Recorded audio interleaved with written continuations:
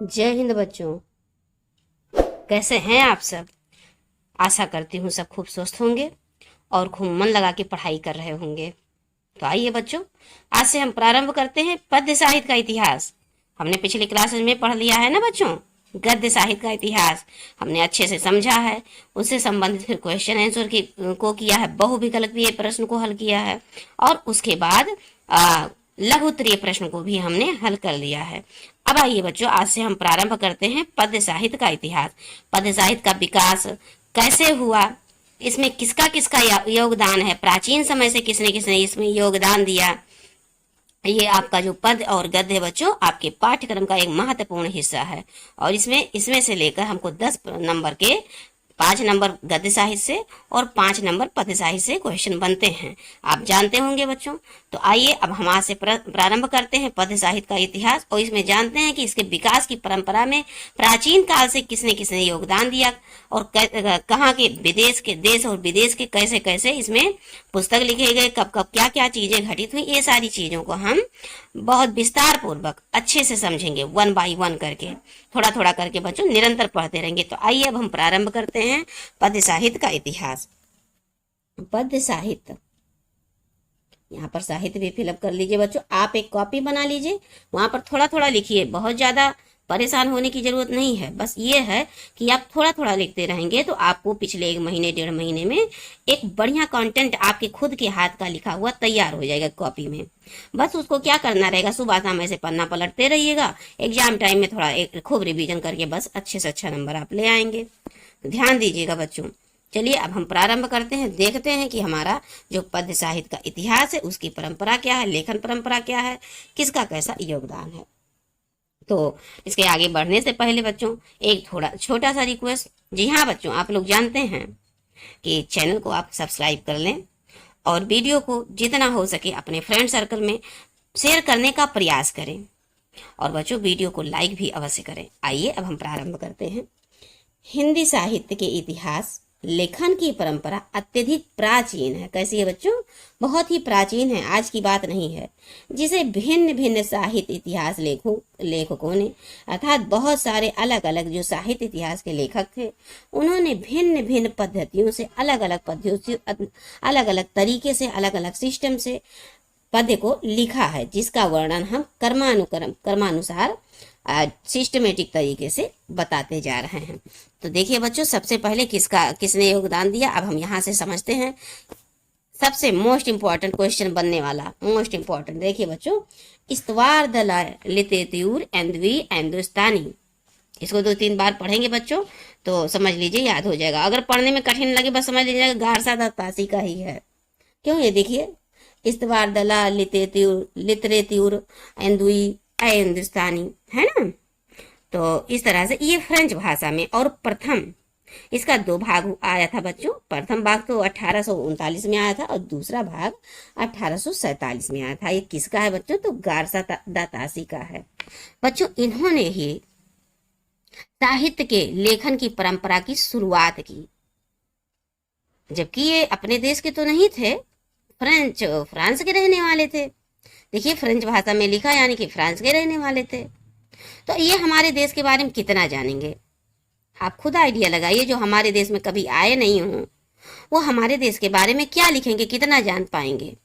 तो बच्चों, ये पत्र व्यवहार जो लेखक होते थे आपस में, देश विदेशों के, अलग अलग देशों के, तो वो पत्र व्यवहार के माध्यम से अपने यहाँ की बातें उनको बताते थे, वो अपने यहाँ की बातें इनको बताते हैं। अर्थात बच्चों, पत्राचार के माध्यम से चीजों को ये समझते थे और उन्हीं पत्राचार में जो इनको जानकारी मिली, उन्हीं के हिसाब से इन्होंने हिंदी साहित्य, जो साहित्य का विकास हुआ, कैसे कैसे हुआ, कि कौन कौन प्राचीन समय में लेखक थे, इन्होंने उस हिसाब से लिखा। लेकिन बच्चों, इसमें क्या हुआ कि इसमें इन्होंने ज्यादातर उर्दू कविताओं को ही मान्यता दी, इनको उर्दू कविताओं के बारे में इन्होंने बताया। फिर आते हैं दूसरे नंबर पे जो मोस्ट इम्पोर्टेंट है बच्चों, इन्होंने हिंदी के बारे में बताया। इन्होंने कहा कि नहीं, उर्दू में इतना विकास नहीं हुआ जितना कि उर्दू क्या कहते हैं, हिंदी के लेखकों ने साहित्य की परंपरा को आगे बढ़ाने में योगदान दिया है। तो ये कौन है बच्चों? शिव सिंह सेंगर हैं। शिव सिंह सरोज है जिन्होंने शिव सिंह सेंगर है जिन्होंने शिव सिंह सरोज को लिखा, और इसमें बताया कि क्या कहते हैं, बहुत सारे हमारे क्या कहते हैं हिंदी जो कवि हैं, इन्होंने हमारे साहित्य परंपरा को आगे बढ़ाने में योगदान दिया है। गारसा दत्तासी थे बच्चों, इन्होंने कम से कम 797 लगभग लेखकों को लिखा, जिनमें मात्र 65 लेखकों को इन्होंने बताया कि ये हिंदू के कवियों ने लिखा। बाकी जितने शेष थे सब मुस्लिम कवियों को इन्होंने फिलअप किया, अर्थात कि ये उर्दू भाषा में लिखने वाले विशेषताओं को आगे बढ़ाए। फिर जब शिव सिंह सेंगर आते हैं तो इन्होंने लगभग 1000 कवियों का अध्ययन किया, मतलब 1000 कवियों के बारे में नाम, उनका जन्म, उन्होंने क्या क्या रचनाएं लिखी, इस तरह से उन्होंने लिखा। और लगभग बच्चों, ये लगभग की बात हो रही है, 1997, ये सब 993 97, ये सब लगभग के आसपास की बात इन्होंने लिखा और ऐसे कवियों के बारे में बताया कि ये थे। तो इन्होंने क्या किया, शिव सिंह सेंगर ने, कि इन्होंने दिखाया कि हाँ हमारे क्या कहते हैं हिंदी कवियों ने काफी विकास किया है। तब फिर 3rd नंबर पे आते हैं जिन्होंने बच्चों हिंदी साहित्य की परंपरा को सिस्टमेटिक तरीके से, व्यवस्थित ढंग से, क्रमानुसार इसी इतिहास को लिखा और इसी को सर्वमान्य माना जाता है। तो ये कौन है, जॉर्ज ग्रियर्सन है। इन्होंने क्या लिखा बच्चों, तो the modern vernacular literature of Hindustan 1888 में प्रकाशित किया बच्चों। इसको ये हिंदी साहित्य के इतिहास को, हिंदी साहित्य का जो विकास रहा, इसको 11 भागों में डिवाइड करके इन्होंने लिखा। 11 भाग में अलग अलग पुस्तक को बना के और उसके विकास के बारे में अलग अलग तमाम लेखकों के बारे में इन्होंने लिखा, परिचय लिखा, व्यवस्थित ढंग से लिखा। इन्होंने गारसा दत्तासी ने क्या किया बच्चों, कालाक्रमानुसार लिखते चले गए। कैसे, कालाक्रमानुसार लिखते चले गए। जैसे क्या किया कि मतलब नाम वाइज, जैसे क्या कहते हैं जो उसमें शब्दकोश में दिया रहता है अल्फाबेटिकल से, जैसे का वर्ड से जो शुरू है बस का वर्ड से। अब वो किस काल के हैं, कुछ भक्ति काल के हैं, कुछ आदि काल के हैं और कुछ आधुनिक काल के हैं। तो उसमें अब ये नहीं रहा कि कौन भक्ति काल के, बस इन्होंने नंबर के नाम के अनुसार, जैसे जिसका नाम का अक्षर से पढ़ा उनको लाइन से उन्होंने लिख दिया। अब वो किस काल के हैं ये से नहीं, से मतलब नहीं रखे। इसी प्रकार से लगभग शिव सिंह सेंगर ने भी की, सेंगर ने भी किया। लेकिन ये जो जॉर्ज ग्रियर्सन थे बच्चों, इन्होंने एकदम कालाक्रम अनुसार, मतलब कि कौन लेखक थे और वो किस काल के थे, आदि काल के थे, भक्ति काल के थे, आधुनिक काल के थे, है ना बच्चों। इस तरह से इन्होंने लिखा, इसलिए इनका जो हिंदी साहित्य का जो विकास ये पुस्तक रहा, ये सर्वमान्य रहा। अब आइए बच्चों 4th नंबर पे, ये इंपॉर्टेंट है, मिश्र बंधु विनोद। इन्होंने वर्ष 1913 ईस्वी में प्रथम 3 भाग में, वर्ष 1934 में चौथा भाग, मतलब ये 4 भागों में मिश्र बंधु विनोद ने लिखा। क्या लिखा, मिश्र बंधु विनोद लिखा। किसने लिखा, मिश्र बंधुओं ने लिखा। अब मिश्र बंधु में बच्चों ये 3 देखिए यहाँ पर लिखे हैं, गणेश बिहारी मिश्र, श्याम बिहारी मिश्र और सुखदेव बिहारी मिश्र। ये तीनों भाई थे बच्चों, ये तीनों भाई थे। तीनों ने मिलकर मिश्र बंधु विनोद लिखा और इन्होंने लगभग 1000 कवियों के बारे में अच्छे ढंग से लिखा है। उनके जन्म, मृत्यु, उनका कार्यक्रम, किस काल में रहे, उन्होंने क्या क्या रचनाएं की, उनकी रचनाओं में क्या क्या चीजें थी, क्या कमियां थी, क्या अच्छाई थी, A to Z चीजें इन्होंने लिखा। और इसी को आधार बनाकर बच्चों देखिए रामचंद्र शुक्ल ने भी जो लिखा हिंदी शब्द सागर, ये हिंदी साहित्य का इतिहास हिंदी शब्द सागर की भूमिका में इन्होंने लिखा। तो यही मिश्र बंधु विनोद के पुस्तक को आधार बना के इन्होंने भी लिखा। तो देखिए अब ये 5 नंबर पे आते हैं, हिंदी साहित्य का इतिहास। बच्चों इसको ध्यान पूर्वक सुनते जाइए, थोड़ा सा अजीब लग रहा होगा, हो सकता है आपको बहुत नया लग रहा हो, मैम क्या बता रही हैं, कुछ समझ में नहीं आ रहा, तो इसको आप सुनने पर ध्यान दीजिए। अभी इसमें आपको लिखना कुछ नहीं, आप निरंतर सुनते रहिए और 2 से 3 बार वीडियो सुनिए और निरंतर जितनी हम कक्षाएं ये देंगे बच्चों, क्लासेज क्या कहते हैं गद्य पद्य साहित्य के इतिहास को, इसको निरंतर पढ़ते रहिएगा, देखिएगा इतना आसान हो जाएगा और आपको इसमें इंटरेस्ट, रुचि जगने लगेगी और आप बराबर देखेंगे और समझ जाएंगे कि हाँ क्या चीजें हैं और फिर आगे आपके क्लासेज में काम आएंगे। आप BA में जो भी कर रहे हैं या कंपटीशन एग्जाम में बैठ रहे हैं, जहां पर हिंदी का आपका है रोल, वहां पर ये बहुत आपके काम आने वाले हैं। तो आइए बच्चों देखिए, हिंदी साहित्य का इतिहास वर्ष 1929 में नागरी प्रचारणी सभा द्वारा प्रकाशित हुई है बच्चों। नागरी प्रचारणी सभा कहाँ है, तो ये 1893 में इसकी स्थापना हुई थी। ये काशी में है। कहाँ है, काशी में है। इन्होंने ही हिंदी शब्द सागर की भूमिका के रूप में हिंदी साहित्य का इतिहास लिखा था और आगे चल के ये हिंदी साहित्य का विकास हो गया। तो देखिए बच्चों, ये रामचंद्र शुक्ल का है। क्या अब क्वेश्चन बन जाएगा ऐसे कि हिंदी साहित्य का इतिहास किसका है, किसकी रचना है, एकदम सिंपल सा। तो बच्चों ये रामचंद्र शुक्ल का है। अभी से ऐसे थ्योरी समझते जाइए तो चीजें आपको बहुत अच्छे से आसानी से याद हो जाएंगे। बोलेंगे मिश्र बंधु किसका है, तो आप बताएंगे मिश्र बंधु विनोद का है। देखिए रिवाइज एक बार फिर से कर लेते हैं। देखिए मॉडर्न एकदम आसान, जॉर्ज एरियर्सन। अब देखिए इसमें इंग्लिश चीजें लिखी नहीं है, देखिए ऐसा लग नहीं रहा इंग्लिश में, the modern vernacular literature of Hindustan. तो आप जॉर्ज क्या इंग्लिश नाम नहीं लगता, अंग्रेज लग रहे हैं, तो बस आप यहाँ से पकड़ देंगे। शिव सिंह सरोज में तो शिव सिंह संगर छिपे ही हुए हैं। और जो पढ़ने में बड़ा कठिन लगे, देखिए एंदुई हिंदुस्तानी, इस्तवार दलाल लिटरेचर एंदुई हिंदुस्तानी, तो ये गारसा दत्तासी को पकड़ लीजिएगा। ऐसे जोड़ के आप दिमाग में बनाए रहिएगा। अब आगे बच्चों बढ़ते हम हजारी प्रसाद द्विवेदी आते हैं। राम प्रसाद आचार्य रामचंद्र शुक्ल के बाद हजारी प्रसाद द्विवेदी ने क्या लिखा है, तो इनके द्वारा जो रचित ग्रंथ है बच्चों ये 3 है। एक तो है इनका हिंदी साहित्य की भूमिका, हिंदी साहित्य की भूमिका। उसके बाद दूसरा है हिंदी साहित्य उद्भव और विकास।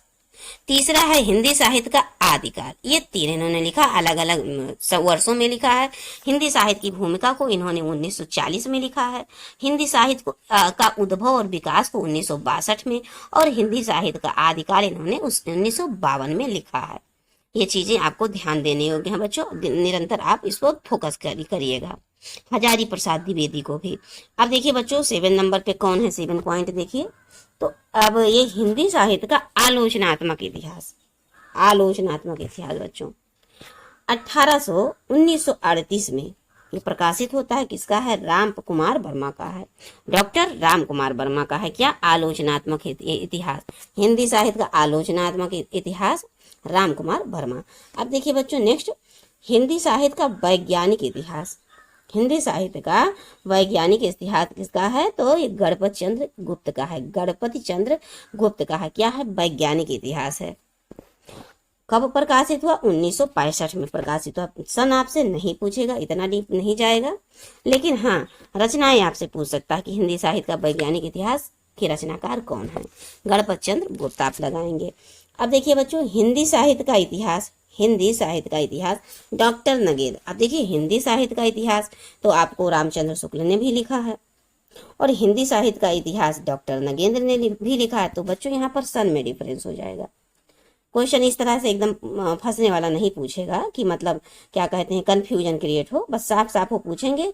अगर हिंदी साहित्य का इतिहास दिए हैं तो दोनों को नहीं लिखेंगे, या तो डॉक्टर नगेंद्र को नाम ऑप्शन में रहेगा या फिर रामचंद्र शुक्ल का ही रहेगा, और ज्यादातर आपका रामचंद्र शुक्ल का ही रहेगा, क्योंकि सबसे पहले इन्होंने ही लिखा हिंदी साहित्य का इतिहास, और फिर उसको बाद में हिंदी साहित्य का विकास कर दिया गया था। तो विकास की बात आ जाएगी तब आप रामचंद्र शुक्ल लगाइएगा, और इतिहास की बात आ जाएगी तब आप डॉक्टर नगेंद्र को ही लगाइएगा, अगर ऑप्शन में दिए रहते हैं तब। अब देखिए बच्चों हिंदी साहित्य का और संवेदना का विकास, हिंदी साहित्य और संवेदना का विकास वर्ष 1986 का है। हिंदी साहित्य और संवेदना का विकास वर्ष 1986 का है बच्चों। साहित्य किसका है, स्वरूप राम स्वरूप चतुर्वेदी का है। ध्यान दीजिए, ऐसे पकड़िए, यहाँ से स्वरूप लीजिए, यहाँ से साहित्य लीजिए। हिंदी साहित्य और संवेदना, संवेदना को पकड़िए, क्योंकि हिंदी साहित्य का तो बहुत लोग लिखे हैं। संवेदना किनमें है, राम स्वरूप चतुर्वेदी में काफी संवेदना है। सा से संवेदना और सा से राम स्वरूप चतुर्वेदी, हमने भी ऐसे ऐसे ही याद किया है बच्चों, संवेदना स्वरूप पकड़ के ऐसे। अब देखिए हिंदी साहित्य का दूसरा इतिहास बच्चों डॉक्टर बच्चन साहब हैं। कौन, हरिवंश राय बच्चन, ये अमिताभ बच्चन के पिताश्री हैं बच्चों, ये डॉक्टर हरिवंश राय बच्चन। दूसरा इतिहास बच्चन, ऐसे डॉक्टर बच्चन दूसरा इतिहास, डॉक्टर बच्चन ने दूसरा इतिहास लिखा किसका, हिंदी साहित्य का। हिंदी साहित्य का दूसरा इतिहास डॉक्टर बच्चन साहब सिंह ने लिखा, हरिवंश राय बच्चन ने। अब देखिए बच्चों हिंदी साहित्य का इतिहास डॉक्टर रामशंकर शुक्ल रसाल ने भी लिखा है। देखिए हिंदी साहित्य का इतिहास बहुत सारे लेखकों ने लिखा है। अभी तो आपने 3 ही को पढ़ा है, रामचंद्र शुक्ल को पढ़ा है, फिर आपने डॉक्टर नगेंद्र को पढ़ लिया है। अब आपके आगे डॉक्टर रमाशंकर शुक्ल रसाल। तो ये जो ऑप्शन में रहेंगे उसी हिसाब से आपको याद करना है। जब भी देखिए बच्चों, जब आप इसको लिखिए ना तो यहाँ पर साथ में ऐसे बगल में ऐसे लिख दीजिएगा ब्रैकेट में करके कि इसे क्या कहते हैं, आचार्य रामचंद्र शुक्ल ने भी लिखा है, डॉक्टर नगेंद्र ने भी लिखा है। बस ऐसे जब आप इसको पढ़ेंगे तो यहाँ पर याद आएगा। तब जब आपके एग्जाम में ऑप्शन आएगा तो तीनों में से किसी एक का ही नाम रहेगा, तीनों का नाम नहीं रहेगा, किसी एक ही का नाम रहेगा। बस आप समझ जाएंगे, किसी एक में से किसी ना किसी का रहेगा, चाहे आचार्य रामचंद्र शुक्ल का रहे और चाहे डॉक्टर नगेंद्र का रहे, चाहे फिर बच्चों ये रमाशंकर शुक्ल रसाल का रहे। अब आगे बढ़ते हैं बच्चों। देखिए, हिंदी साहित्य, हिंदी पद्य साहित्य का सर्वमान एवं सर्व प्रचलित काल विभाजन। अब ये सर्वमान है, सर्व प्रचलित है बच्चों। अब ये किसके अनुसार है? तो देखिए बच्चों, ये रामचंद्र शुक्ल के अनुसार है। ध्यान से इसको पढ़िएगा, समझिएगा। ये जो विभाजन है बच्चों, सब अलग अलग जो कवि लोग हैं उन्होंने अपने अपने तरीके से, अपने अपने शोध के अनुसार, समझ के अनुसार हिंदी साहित्य, पद्य साहित्य के काल का विभाजन अपने अपने सिस्टम से किया है। लेकिन जो सर्वमान हो गया, देखिए यहाँ पर विशेषता लिख दिया गया है, जो सर्वमान है और सर्व प्रचलित भी है, ये आचार्य रामचंद्र शुक्ल द्वारा है। यहाँ पर लिखा भले नहीं है, लेकिन ये रामचंद्र शुक्ल का ही विभाजन है।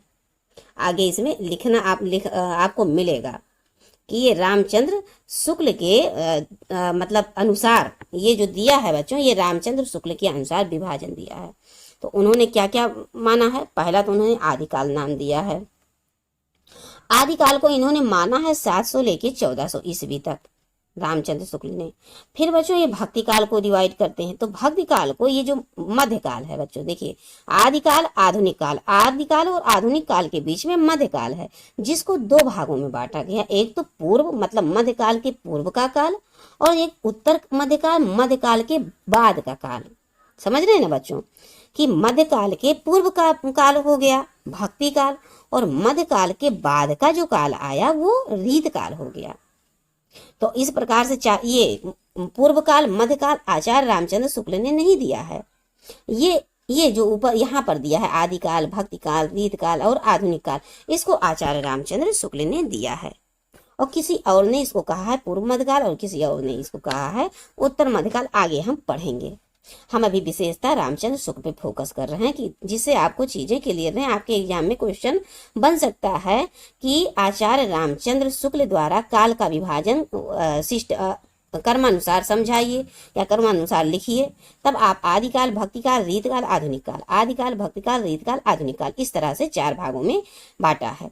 अब आगे हम इनको डिटेल में पढ़ेंगे। एक एक चीज डिटेल में दिया है बच्चों। ऑप्शन देख लीजिए कि आदिकाल का तो हमने पढ़ लिया, 700 से 1400 ईस्वी, और भक्ति काल बच्चों 1400 से 1700 आता है, और फिर रीत काल बच्चों 1700 से 1900 आता है, लेकिन 1850 यहाँ पर लिखा है। ऐसे आगे पीछे 10-20 साल आगे पीछे इसे दिया रहेगा, 1700 से 1900 लगभग है, लेकिन यहाँ पर 1850 ही दिया है। अब आधुनिक काल कहाँ से आ जाता है? जहाँ से बच्चों रीत काल समाप्त होता है 1850 से और अभी तक। तो अब देखिए बच्चों, आधुनिक काल को भी 5 भागों में बांटा गया है, और ये आपके सिलेबस का महत्वपूर्ण हिस्सा है। इसको आपको पढ़ना ही पड़ेगा। छायावादी युग हो गया, प्रगतवादी युग हो गया, प्रयोगवादी, ये सब निरंतर आपको समझना पड़ेगा। तो देखिए, पहला तो है पुनर्जागरण काल, जिसको भारतीय युग भी कहा जाता है। दूसरा है जागरण काल, जागरण सुधार काल, जिसको द्विवेदी युग, महावीर प्रसाद द्विवेदी के नाम पर। फिर उसके बाद छायावादी युग 1918 से 1938। फिर छायावाद के बाद प्रगतिवाद और प्रयोगवाद युग आ जाता है। यहाँ छायावाद में कल्पनाशीलता के ज्यादा प्रधानता है, और यहाँ पर प्रगतिवाद में यथार्थता का ज्यादा प्रधानता है। अर्थात यहाँ पर समाज में जो यथार्थ जीवन में जीवनचर्या जी रहे हैं लोग, उनके बारे में कवियों ने लिखा है। और छायावाद में ज्यादातर काल्पनिक सौंदर्य, प्राकृतिक सौंदर्य के बारे में जिक्र हुई है। और बच्चों 5वें नंबर पे आता है नई कविता, नवलेखन युग, जो कि 1953 अर्थात भारत आजाद के बाद की बात है, 1947 के बाद की बात है।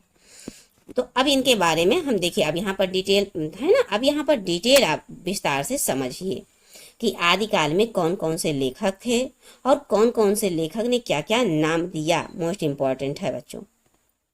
तब देखिए, अब यहाँ पर आदिकाल समझिए एक एक चीज को। आदिकाल को लेखकों ने विभिन्न नामों से संबोधित किया है। मतलब आदिकाल को जो ये सब लेखक लोग हैं, अपने अपने विचार से अलग अलग नाम दिए हैं। तो आदिकाल को आदिकाल किसने कहा, और फिर वीरगाथा काल को वीरगाथा काल किसने कहा, इस तरह से बच्चों। तब देखिए, ये आदिकाल जो है हजारी प्रसाद द्विवेदी ने नाम दिया। आदिकाल को आदिकाल नाम ही किसने दिया? तो हजारी प्रसाद द्विवेदी ने दिया, जबकि रामचंद्र शुक्ल ने वीर गाथा काल कहा। क्योंकि उस समय का क्या था बच्चों, चंद्र बरदाई हो गए, और क्या कहते हैं, खुमार रासो हो गया, जो तमाम रासो ग्रंथ लिखा गया उसमें वीर गाथात्मक था। क्योंकि जो कवि थे वो राजाओं के आश्रय में रहते थे, राजाओं के मतलब संरक्षण में रहते थे, तो उन्हीं की वीरता लिखते थे, चाहे थोड़ा झूठ कम हो चाहे ज्यादा हो, बढ़ा चढ़ा कर हो, लेकिन उन्हीं के वीरता के बारे में लिखते थे। तो इसीलिए रामचंद्र शुक्ल ने इन सबको ध्यान में रखते हुए इस काल को क्या कहा? वीर गाथा काल कहा। अब ग्रियर्सन ने क्या कहा? ग्रियर्सन ने बच्चों चारण काल कहा। और क्यों कहा चारण काल, ये भी समझ लीजिए। क्योंकि जो कवि लोग थे वो राजाओं के आश्रय में रहते थे, इसीलिए उनका चारण करते थे, अर्थात चारण यहाँ पर चापलूसी, मतलब अगर राजा ने एक बकरी मार दी अर्थात शेर मार दिया, तो लेखक कवि क्या बढ़ा चढ़ा कर लिखते थे कि राजा ने शेर मार दिया, मतलब इतना ज्यादा बढ़ा चढ़ा कर कहते थे। इसीलिए जॉर्ज ग्रियर्सन ने आदिकाल को क्या कहा? चारण काल कहा। अब मिस्र बंधुओं ने क्या कहा बच्चों? तो मिस्र बंधुओं ने प्रारंभिक काल कहा। ऐसे क्वेश्चन बनेगा कि आदिकाल को मिस्र बंधुओं ने कौन से काल की संज्ञा दी? तो बताएंगे प्रारंभिक काल। आप बताएंगे, इंपॉर्टेंट है बच्चों। बीज वपन काल किसने कहा? तो महावीर प्रसाद द्विवेदी ने कहा। किसको? आदिकाल को बीज वपन काल कहा। महावीर प्रसाद द्विवेदी ने आदिकाल को बीज वपन काल कहा। अब देखिए बच्चों, सिद्ध सामंत काल राहुल सांकृत्यायन ने कहा। राहुल सांकृत्यायन ने क्या कहा? सिद्ध सामंत काल कहा। बच्चों इसको एक बार पढ़ने से नहीं याद होगा, इसको बार बार आपको पढ़ना पड़ेगा, और पढ़ना ही है, दूसरा कोई ऑप्शन नहीं है।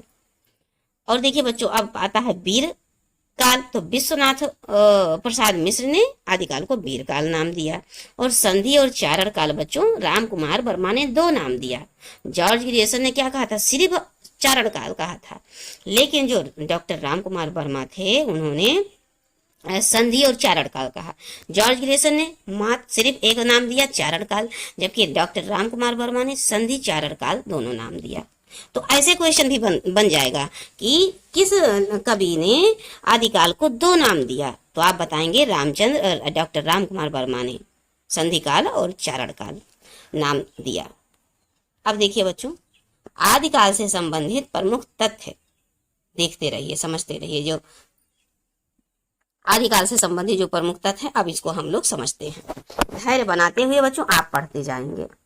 पढ़ना चलते रहना हमारा सदा काम है, जो चला ही नहीं वो तो नाकाम है। तो इस तरह से बच्चों आप इस पे फोकस करिए कि चलते रहना ही हमारा सदैव काम है। तो अधिकांश विद्वानों ने सिद्ध सरहपा, देखिए आदिकाल की बात हो रही है बच्चों, अधिकांश विद्वानों ने सिद्ध सरहपाद को 769 ईस्वी में हिंदी का प्रथम कवि मानते हैं। मोस्ट इंपॉर्टेंट ये क्वेश्चन है बच्चों, ये इंपॉर्टेंट क्वेश्चन समझिए। ये आपसे पूछ लेगा कि हिंदी के प्रथम कवि कौन माने जाते हैं। तो कह रहे हैं अधिकांश, मतलब बहुत सारे विद्वानों ने ही किसको? सरहपाद को, जो सिद्ध यान में से थे, जो सिद्ध और नाथ संप्रदाय थे, उसमें से जो सिद्ध संप्रदाय थे उसमें सरहपा एक थे, उनको ही हिंदी का प्रथम कवि माना जाता है। तो इसी तरह से क्वेश्चन बनेंगे बच्चों। अब आइए नेक्स्ट पे हम लोग चलते हैं और पॉइंट टू पॉइंट चीजें समझते हैं। हमें विश्वास है चीजें आपको अच्छे लग रहे होंगे बच्चों। आप कमेंट के माध्यम से अवश्य बताइएगा कि ये चीज आपको कितना बेनिफिट कर रहा है, और उसमें कोई कमी हो तो वो भी आप बताएं। तो देखिए बच्चों, अब हम चलते हैं, आगे बढ़ते हैं। आचार्य हजारी प्रसाद द्विवेदी। आचार्य हजारी प्रसाद द्विवेदी ने किसे माना? तो अब्दुल रहमान को, जो कि 13वीं शताब्दी में हिंदी का प्रथम कवि। अब देखिए बच्चों, अभी आपने पहले पढ़ा ना, यहाँ पर देखिए, यहाँ पर पहले पढ़ा ना कि अधिकांश विद्वानों ने माना है किसको? सरहपा को हिंदी का प्रथम कवि। लेकिन अब यहाँ पर अलग अलग पर्टिकुलर नेम दे दिया गया कि किसने क्या माना है। हिंदी के प्रथम कवि को किसने, कौन कौन से हैं, किसको किसको माने हैं। तो आपके हजारी प्रसाद जो द्विवेदी जी हैं, इन्होंने अब्दुल रहमान को प्रथम कवि माना है। ये 13वीं शताब्दी के थे। ये क्या नाम है, अकबर के समय के थे। अकबर के जो संरक्षण थे बच्चों, उन्हीं के पुत्र थे। तो अब आगे आइए, देखिए अकबर के जो बचपन से, जो इनके पिता नहीं थे ना, तो बचपन से 4 से 5 साल तक इनका संरक्षण किए थे। तो ये अब्दुल रहमान उन्हीं के पुत्र थे। अब देखिए बच्चों, किसी भारतीय भाषा में रचित इस्लाम धर्मावलंबी कवि की प्रथम रचना अब्दुल रहमान के संदेश रासक को माना जाता है। मतलब इस्लामी भाषा में जो इस्लाम जो धर्म के अवलंबी थे, धर्म को मानने वाले थे, वो अब्दुल रहमान ही थे। इनका जो संदेश रासक खंड काव्य है, इसको माना जाता है प्रथम रचना। यहाँ प्रथम रचना की बात हो रही है बच्चों। और दोहा कोश देखिए, सरहपा, चर्यापद, सबरपा, डोम्बी गीतिका, योगचर्या आदि डोम्भीपा प्रमुख सिद्ध रचनाएं हैं। ये सिद्ध के जो सिद्ध संप्रदाय थे उनमें दोहा कोश हो गया, ये सरहपा ने लिखा है, महत्वपूर्ण है इसको। ये चर्यापद सबरपा ने लिखा है, और डोम्भी गीतिका और योगचर्या इसको डोम्भीपा ने लिखा है। ये प्रमुख सिद्ध संप्रदाय की रचनाएं हैं। अब आपसे पूछ लेगा प्रश्न में कि सिद्ध संप्रदाय से संबंधित प्रमुख रचनाओं के नाम लिखिए, तो आप ये नाम का बात करेंगे तो आप दोहा कोश, चर्यापद, डोम्भीपा, गीतिका, योगचर्या ये लिखेंगे। और लेखक की बात करेंगे, कवि की बात करेंगे तो सरहपा हो गए, सबरपा हो गए, डोम्भीपा हो गए। अब बच्चों ये देखिए, अब ये भी एक इम्पॉर्टेंट क्वेश्चन है कि 84 सिद्धों में सबसे ऊंचा स्थान किसको मिला है? 84 सिद्धों में सबसे ऊंचा स्थान किसको मिला है? तो ये लुईपा है। ये सबरपा के क्या थे बच्चों? शिष्य थे लुईपा। इनको सर्वोच्च स्थान प्राप्त हुआ 84 सिद्धों में। और बच्चों ये 84 सिद्धों में गोरखनाथ भी आते हैं। आपको याद होगा गोरखपुर में गोरखनाथ जी का मंदिर बना हुआ है, तो वो 84 सिद्धों में ही आते हैं। कौन? गोरखनाथ। अब आगे बढ़ते हैं बच्चों। नाथ संप्रदाय, देखिए नाथ संप्रदाय के प्रसिद्ध लेखक कौन है? देखिए यहाँ पर आ भी गया, नाथ संप्रदाय के प्रसिद्ध कवि कौन है? गोरखनाथ हैं। अब देखिए गोरखनाथ की रचनाओं का संपादन पीताम्बर दत्त बड़थवाल ने किया है। गोरखनाथ की रचनाओं का जो संपादन किया है बच्चों, रचनाओं का संपादन अर्थात रचनाओं का प्रकाशन किया है किसने? पीताम्बर दत्त बड़थवाल ने। गोरखनाथ ने जितने सारे रचनाएं लिखे थे उसको एक शीर्षक नाम दे दिया गोरखबानी, और गोरखबानी नाम से प्रकाशित किया आम जनमानस के लिए पढ़ने के लिए। इसमें खड़ी बोली मिश्रित राजस्थानी भाषा है।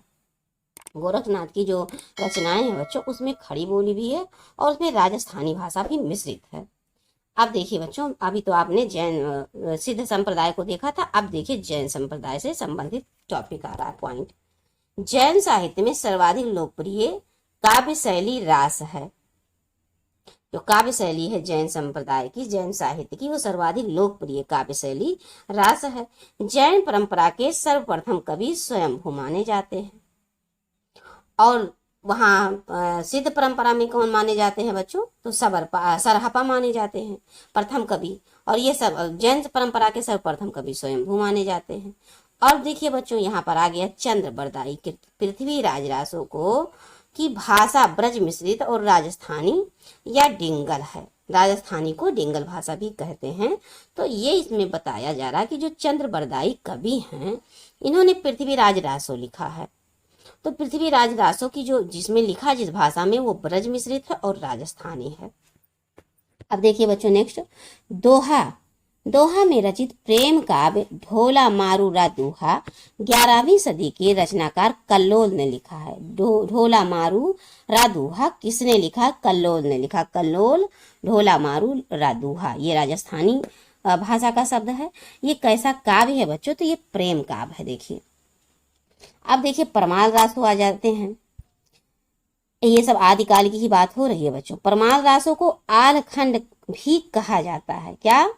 परमाल रासो को आलखंड कहा जाता है। और इसमें आल्हा उदल नामक 2 वीर व्यक्तियों का जिक्र किया गया है। अब देखिए बच्चों यहाँ पर आदिकाल की सिद्ध नाथ कवियों की रचनाएं, जैन कवियों की धार्मिक रचनाएं, वीरतायुम श्रृंगार प्रक रचनाएं, वीर गाथात्मक काव्य एवं लौकिक काव्य, विद्यापति, अमीर खुसरो आदि अत्यंत प्रसिद्ध हैं। इस पंक्ति में बता रहा है बच्चों कि जो आदिकाल में क्या है, सिद्धनाथ के जो कवि हैं इनकी जो रचनाएं हैं, जैन कवि हैं इनकी जो धार्मिक रचनाएं हैं जैन कवियों की, और फिर उसके बाद में वीरता श्रृंगार परक जो वीर गाथात्मक रचनाएं हैं, और लौकिक जो लोक में प्रिय जैसे विद्यापति की और अमीर खुसरो की रचनाएं हैं, ये अत्यंत प्रसिद्ध हैं। कब की? आदिकाल की। ये बात आप याद रखिएगा बच्चों। अब देखिए 84 सिद्धों में प्रमुख सिद्धों का नाम दे दिया गया है। सरहपा, सबरपा, लुईपा, डोम्बीपा, कन्हपा, कुकरीपा, तंतीपा, इस प्रकार से कई हैं। और इनमें बच्चों पा लगाने की परंपरा थी। क्या? पा, मतलब सरह है तो सरह में पा लग गया। सबर है, ये सबर हैं, लेकिन इनमें पा लगाने की परंपरा है, इसलिए सरहपा, सबरपा, लुईपा ऐसे। अब देखिए आगे नेक्स्ट पॉइंट पे क्या है बच्चों, हम धैर्य पूर्वक ऐसे सुनते जा रहे हैं, बस निरंतर सुनना और पढ़ना और समझना। सुनते सुनते आपके दिमाग में चीजें बहुत अच्छे से बैठ जाएंगी। देखिए सिद्धों का संबंध ब्रजयान से था। किससे था बच्चों? सिद्धों का संबंध। क्वेश्चन बन जाएगा कि सिद्धों का संबंध किस सिद्ध शाखा के किस यान से था? ब्रजयान से था या सहजयान से था? तो आप बताएंगे कि ब्रजयान से था। और सरहपा जो है सहजयान के प्रवर्तक प्रथम सिद्ध हैं। सिद्धों का संबंध किससे था? ब्रजयान से था। और जो सरहपा हैं, ये सा से सरहपा और सा से सहजयान के प्रवर्तक, अर्थात ये जो सरहपा हैं ये सहजयान के प्रवर्तक, यानी कि इन्होंने इसको स्थापित किया था सहजयान नाम से। अब चंपू काव्य आ गया बच्चों। ये चंपू काव्य क्या है? ये देखिए गद्य पद मिश्रित रचनाओं को चंपू काव्य कहते हैं। वो रचना जिसमें गद्य भी हो और पद्य भी हो उसे चंपू काव्य कहते हैं। तो यही कह रहे हैं चंपू काव्य की प्राचीनतम कृत राउरबेल 10वीं सदी रोडा नामक कवि, रास रोडा और रासे राउल। ये राउरबेल क्या है बच्चों? चंपू काव्य है। इसमें गद्य और पद्य है। 3 ऐसे दे देगा, लिखा रहेगा क्वेश्चन में कि निम्नलिखित में से चंपू काव्य कौन सी रचना है।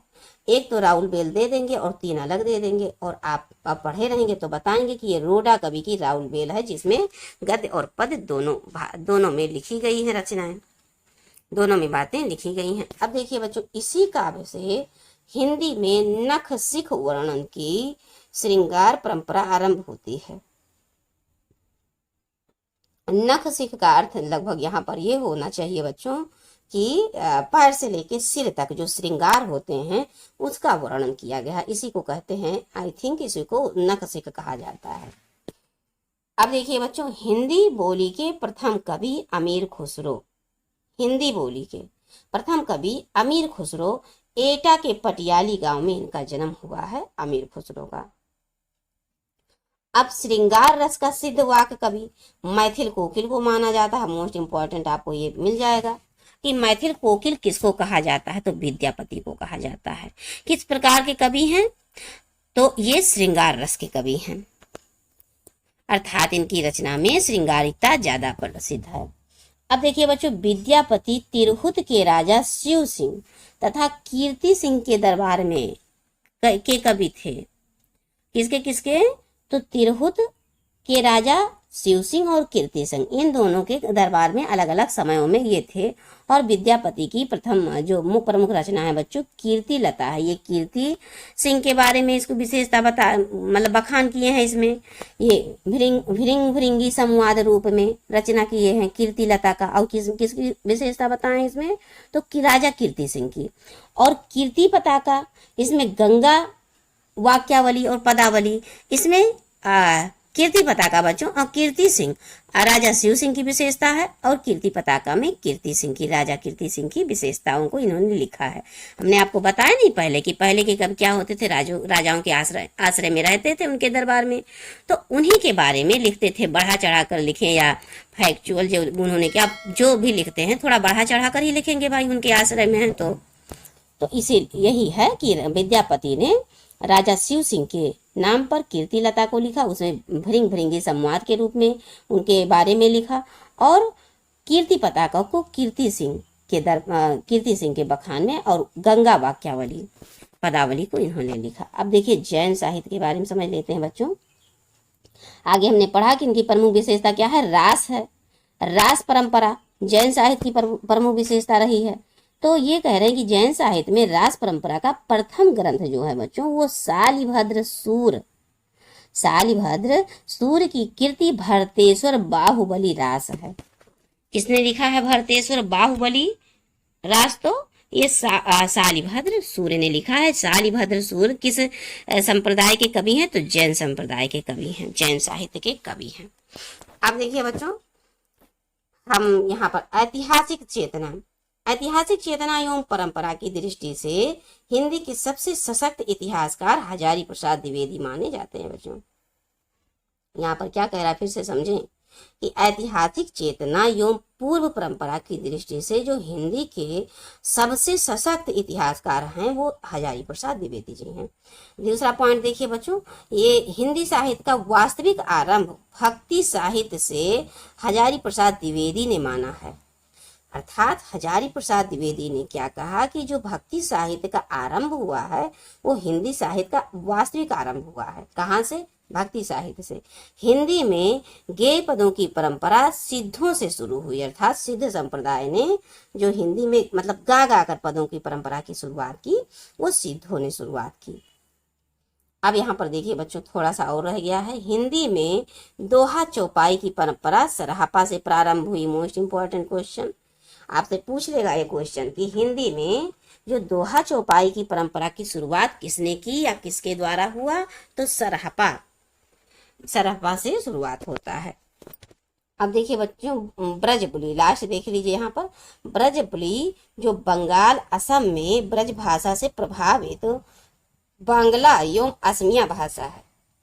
ये ब्रजबुली क्या है बच्चों? तो ये बंगाल और असम में, कहाँ कहाँ? असम और बंगाल में जो ब्रज भाषा से प्रभावित क्षेत्र रहा है वहां पर जो बांग्ला और असमिया भाषा को क्या कहा गया? ब्रजबुली कहा गया। तो अब आइए बच्चों, ये देखिए आदिकालीन साहित्य रचना और रचनाकार। ये देखिए, ये सब वीरता से संबंधित है। बीसल देव रासो, ये तो इसमें श्रृंगार और वीर रस दोनों है, लेकिन पृथ्वीराज रासो आपका आ जाएगा। हमीर रासो ये श्रृंगार और विजयपाल श्रृंगार वीर रस। खुमार रासो पूर्णता वीर रस पे से संबंधित है। ये सब चीजें हैं, तो इसको हम बच्चों नेक्स्ट क्लास में पढ़ेंगे। ये सब चीजें बहुत इंपॉर्टेंट है। हाँ, हम ये समझ रहे हैं कि हो सकता है आप इससे बोर हो रहे हो। क्यों? जब हमको किसी चीज की जब जानकारी नहीं रहती है बच्चों तो समझ में चीजें नहीं आती हैं। लेकिन ऐसा अब नहीं होगा। आप निरंतर पढ़ेंगे, निरंतर सुनते रहेंगे तो आपको जानकारी भी होगी और आपका इसमें मन भी लगने लगेगा। और अब जब मन लगने लगेगा तो और अच्छे से चीजें समझ पाएंगे, और समझ लेंगे तो फिर एग्जाम में आपका 5 नंबर मिलेगा। ये पूरे 5 नंबर का आएगा बच्चों। देख लीजिए, आपका गद्य साहित्य का जो विकास पढ़ा है उसमें भी 5 नंबर है, और जो पद्य साहित्य का जो पढ़ा रहे हैं इसमें भी 5 नंबर। टोटल 10 नंबर का सवाल है बच्चों ये। इसलिए फोकस कीजिए, एक एक नंबर को पकड़ के चलिए। तो आइए बच्चों, अब हम यहीं से वीडियो को समाप्त करते हैं। जाने से पहले एक छोटा सा रिक्वेस्ट।